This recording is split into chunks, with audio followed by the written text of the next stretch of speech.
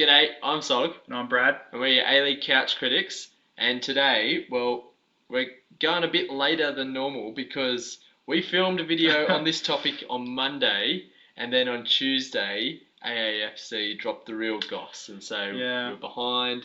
So we're having another crack at it. We're going to be talking about the 30 teams that have announced their intentions to be a part of this championship. Yeah, the working group, so they might not necessarily be in the second division, but they're going to be working on the details of what's going to look like, how they're going to put it to FA. So all of that we're going to be chatting about today.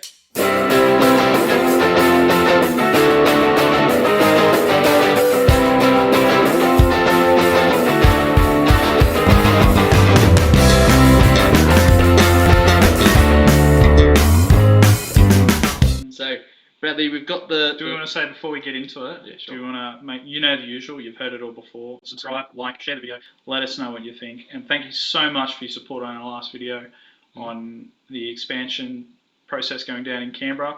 We got, close to 250 views, we got a whole ton of new subscribers, so thanks for the love and support you showed us there. So continue that, give us a like, give us a subscribe, and give us a view. Absolutely, it's been fantastic. So this is the first time we've missed a Tuesday in over 3 months since we started. Sorry about the delay, but we're back. Here we go. So 30 clubs that are going to be part of the working group. I just got them here on my phone. So we've got Adelaide City, Apia Leichhardt, Avondale, Bayswater City, Bentley Greens, Bulleen Lions, Campbelltown City, Caroline Springs George Cross, Edgeworth Eagles, Gold Coast United, Gungahlin United, Heidelberg United, Hume City, Marconi Stallions, Melbourne Knights, North East Metro Stars, Olympic FC, Peninsula Power, Perth Soccer Club, Preston Lions, Rockdale Illingdon, South Hobart, South Melbourne, Sydney Olympic, Sydney United, West Adelaide, West Torrens, Western Pride, Wollongong Wolves, and Wynnum Wolves. That's a big list. One from Canberra. Yep. We've got 6 New South Wales teams, 1 from Northern New South Wales, 5 from Queensland, 5 from South Australia, 1 from Tassie, 2 from Western Australia, and 9 from Victoria, which is pretty good spread. Obviously, Northern Territory, the only state or territory not with a team representative. That's a pretty good spread for a second division. I think that's good representation. I think. Where'd we go? I think they're all in the major capitals of each state and territory, though, except for Wollongong and I think it was Edgeworth.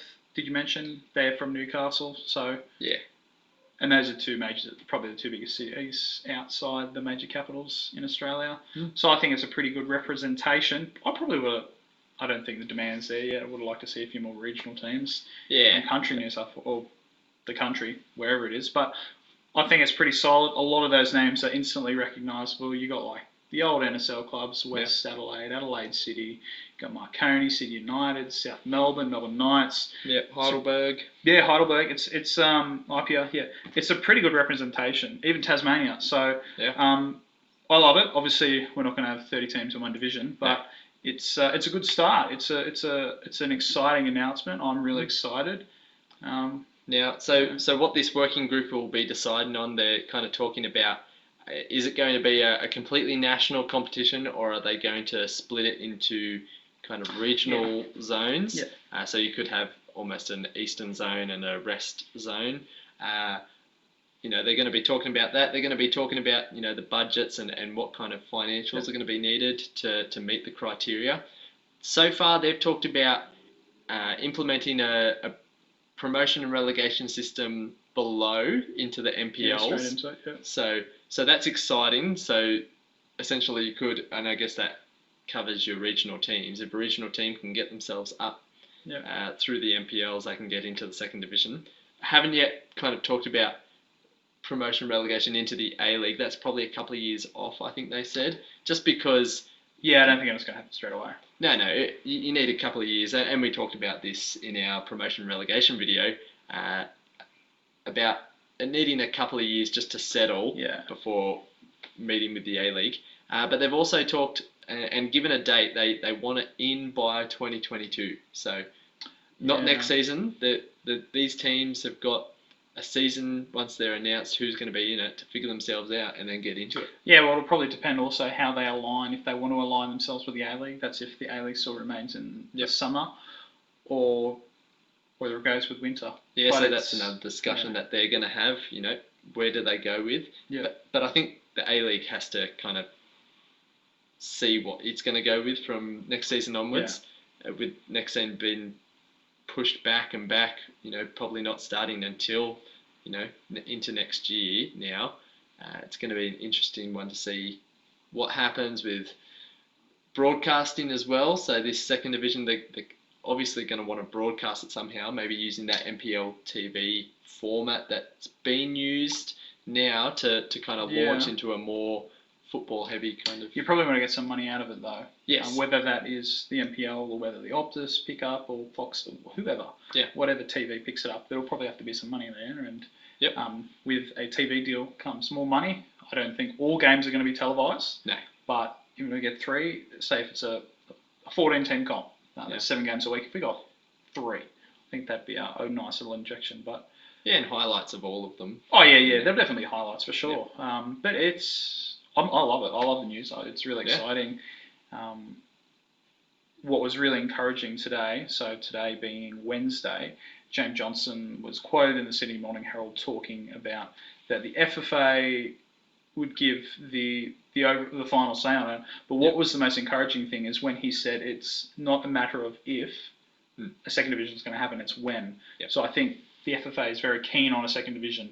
It's just a matter of when. And it looks like, in a few years' time. And I think they want to bring their final proposition to the FFA in November this year. And once they have that sorted, they can probably confirm how it's going to look early next year. Yeah, it's giving teams plenty of time to prepare. Yeah, and I think this is fantastic. I think we've talked about potentially in the past the A-League wanting its kind of its own authority. They've been on this long process of breaking away from the FFA, which is great. The FFA might have to kind of step in and make a decision on this collective bargaining agreement at the moment. Who knows what the A-League's going to look like next year. What poo-fire that is, but anyway. Yeah, but if then that is the last time the FFA really gets involved in the A-League and the A-League can start and separate and run itself, it actually frees up the FFA to then take on this second division for a couple of years and make sure look after it, kind of nurture it so it does build and doesn't just flop, and then you can start getting this really good kind of football pyramid going. I don't think it'll flop though. Like I think no. the money's going to be the big issue, but I think the support's there, the attention's there. As long as there's enough investment, and I think it'll flourish. Absolutely. Now we've talked about the salary cap kind of being an issue with the A-League before. What do you think's going to happen with? Obviously financials post-COVID, who knows what's going on. But clubs seem to have money if they want to invest it, if they can invest it. Do you think this league will work best if it's a salary capped league, or should they kind of open it up a little bit? I reckon they should just open up. If you got the money, just spend it. But obviously within means, don't go spend like Manchester City or Chelsea, who just don't have the revenue coming back in and seem to get off with the financial fair play. But anyway, that's another argument. But I think a proper fair play model where you're not spending more than what you're bringing into the club, or only a certain percentage. If you really want to push and say you can spend 10% over your limit, kind of thing. But not being silly spending. Absolutely. And I think I take the example of Marconi. I think I've taken the example before on this show is. They own their stadiums, so there goes the paying of rent, which is a burden for for all of our A-League teams currently. And so that'll free up a lot more money there. They have quite a wealthy club down there, Club Marconi, so that's another sign of resources. And I don't think money will be too much of an issue. They'll be able to turn their own revenue kind of thing. Yeah, absolutely. It's really exciting. We could potentially have an Australian second division happening in just kind of 2 years. I think it's going to be great, and then when it finally links up, we're in for an absolute cracker of a couple of years.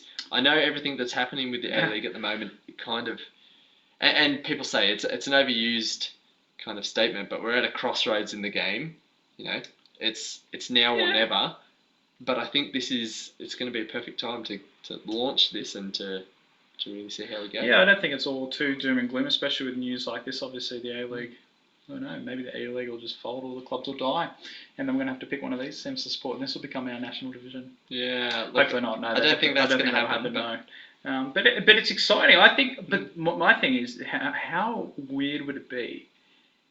Obviously, this is the magic and the heartache of promotion and relegation. Imagine if something like Melbourne Victory or Sydney FC got relegated to the second division.